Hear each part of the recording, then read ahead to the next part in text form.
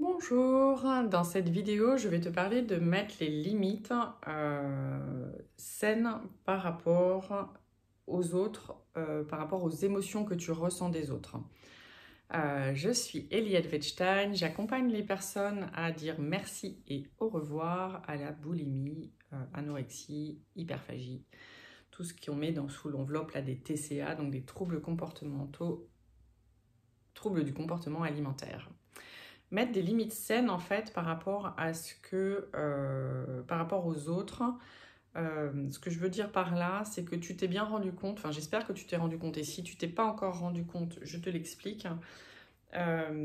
Tu ressens l'émotion des autres, tu te la prends de plein fouet parce que tu es hypersensible, et du coup c'est cette émotion-là qui n'est pas à toi, mais que tu as capté de l'autre, qui te met très mal à l'aise et qui te prend là tout entier et qui va te créer une crise de boulimie ou d'hyperphagie ou d'anorexie. Pour vous donner un exemple,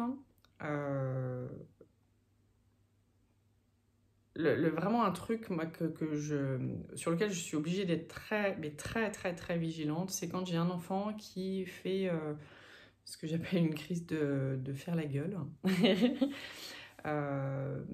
C'est mes deux aînés, ouais. Mes deux aînés sont très intenses. Quand ils font la gueule, ils font vraiment la gueule.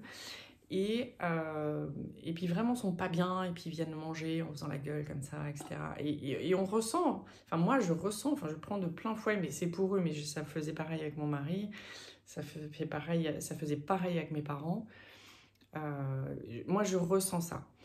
Et vous, je suis bien persuadée que c'est pareil. Donc, je ressens que mon fils n'est pas bien, ou que ma fille n'est pas bien, qu'elle fait la gueule, qu'elle est énervée, et qu'elle veut qu'on le sache en plus. Hein. C'est vraiment... C'est dense en fait. C'est dense chez eux. Et donc, ça devient très dense à l'intérieur de moi et très intense. Et là, je me suis rendu compte, mais ça fait pas si longtemps que ça. Hein. Ça doit faire 2 ans. C'est pour ça que maintenant, je peux mettre des mots dessus. Ça fait 2 ans que j'ai compris que c'était pas à moi, que c'était son émotion à elle ou à lui, mais à l'autre, c'est pas la mienne.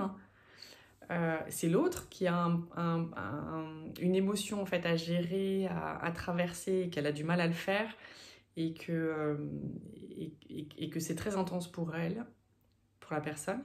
C'est pas à moi, c'est pas la mienne, et en fait, je peux pas y faire grand chose non plus. Donc, parce que ce qui se passe chez moi, c'est que je ressens son émotion. Suis bien le raisonnement, parce que tu verras si c'est pareil pour toi. J'ai l'impression que c'est de ma faute. Je culpabilise parce que soit c'est de ma faute, soit j'ai pas fait ce qu'il fallait, soit j'arrive pas à lui faire partir. Et donc je suis pas douée parce qu'en plus je suis coach et thérapeute, et donc j'arrive même pas à faire passer l'émotion chez mon enfant, et vraiment je suis moins que rien, etc. Et en plus... j'ai honte parce que de toute façon j'ai honte dès que la honte peut venir se coller sur moi, elle vient. Tu me diras si toi ça fait pareil ou pas. Donc je t'explique pas le bazar que c'est en fait quand quelqu'un à côté de moi ressent une émotion intense, comment moi je me la prends de plein fouet, et tout ce que je peux me raconter dessus, et qui vient bien m'enfoncer parce que c'est mon moment où je trouve pas mon mot. Mon critique interne, là, voilà. J'ai fait une des cartes, c'est ça, hein, c'est critique, jugement, comment je l'ai appelé? Moi, je vais la retrouver. Mon critique interne, là, mon jugement, jugement négatif, je l'ai appelé jugement négatif, pour être bien sûr de comprendre que c'est négatif. Mon jugement négatif, là, mon truc tout puissant au-dessus, là, qui est toujours là à me rabaisser, à critiquer, à regarder tout ce que je fais, etc. Le moindre mouvement, la moindre parole, le moindre ressenti, le moindre... Il y a celui-là qui apparaît et qui quitte un gros coup de massue, ou alors très subrepticement qui vient de dire « Ah oui, mais rappelle-toi, là... » Donc celui-là, il se rajoute. Et alors là, mais juste... Maintenant, je le vois. Donc, c'est l'autre qui se sent mal. Je prends l'émotion parce que je suis en miroir. Enfin, je prends les émotions de toute façon. Je les ressens. Et je les confonds avec les miennes, hein. Donc je crois que je ressens ce que ressent l'autre, ce qui n'est pas vrai, c'est juste que je reçois cette information-là et je la confonds avec la mienne. Donc maintenant je sais que ce n'est qu'une confusion, donc je sais que c'est pas à moi, c'est à l'autre, mais je la ressens dans mon corps. Il y a tout mon schmilblick mental qui se met dessus et qui se raconte n'importe quoi et qui va rechercher tous les vieux machins de culpabilité, allez, vas-y, et de honte, et de tout ce que vous voulez, tout ce qui peut rabaisser et donc vraiment mettre une chape de plomb par-dessus moi. Et donc, une fois qu'il y a eu toute cette petite salade bien négative et bien horrible à ressentir, mon échappatoire était de manger. Maintenant que j'ai mis de la compréhension sur ce processus, c'est très libérateur parce que du coup, je sais ce qui se passe. Alors au début, j'avais vu ce qui se passait, mais j'avais pas d'autre moyen de vider le truc que d'aller manger quand même. Et quand même, donc il y a 2 ans, je me suis dit, attends, c'est l'autre qui est pas bien et je suis en train de me punir moi. Il y a un problème quand même. Il y a quelque chose qui va pas. Donc, de le savoir et de savoir que c'est pas normal, ça suffit pas encore à le faire changer en fait. Il y a vraiment des choses à bouger et moi c'est les cartes, c'est vraiment le décodage de faire sortir en fait les émotions cristallisées etc. qui ont permis de faire bouger ça. Je me suis perdue dans l'explication. Attendez, je me reconcentre. Donc voilà, le savoir, de mettre de la compréhension sur le phénomène. Et ensuite, c'est qu'est-ce que tu choisis? Tu choisis de te faire embarquer par le truc ou tu choisis de te dissocier de l'émotion de l'autre. Et c'est là où tu as le choix et c'est là où c'est beaucoup plus facile que d'aller de garder en fait les émotions et d'aller les exprimer autrement parce que mine de rien, non, ton premier truc c'est d'aller manger. Donc tu sais pas à ce moment-là que tu vas aller danser ou faire de l'écriture ou non, j'y crois pas 2 secondes. Donc c'est comment en fait se dissocier de là. Et donc c'est vraiment à un moment, j'ai décidé que je ne voulais plus prendre pour moi l'émotion des autres. Ça ne veut pas dire que je n'ai pas l'information. C'est juste qu'on a la main en fait sur le... Vous avez la main, on a tous la main, sur ce qu'on veut ressentir, l'intensité du truc et si vous voulez avoir le ressenti corporel ou juste l'information.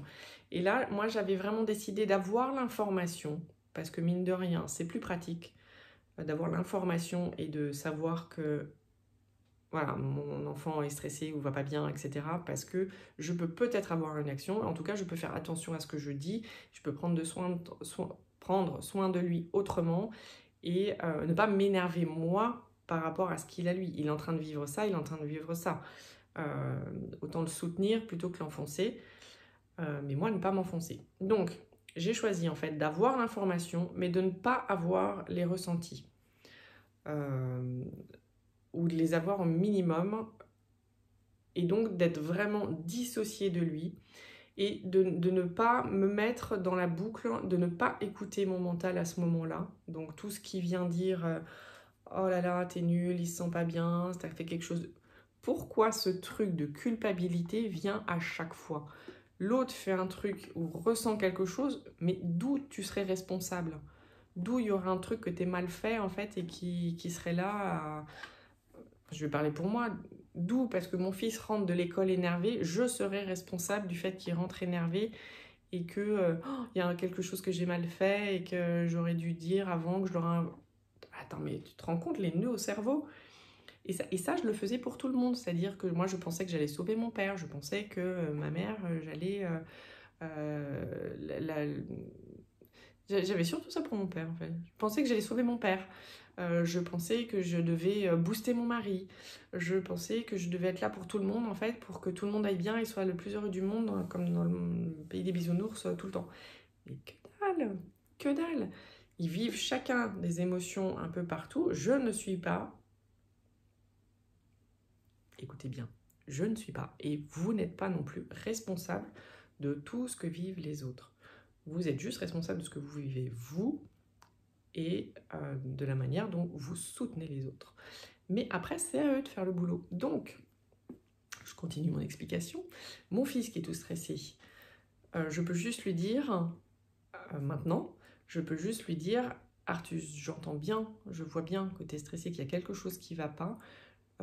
Je suis disponible si tu veux échanger, sinon je te souhaite de bien gérer, en fait, de pouvoir traverser ce moment-là et puis tu seras le bienvenu à nouveau quand tu seras de bonne humeur. Maintenant, et je lui ai dit les premières fois,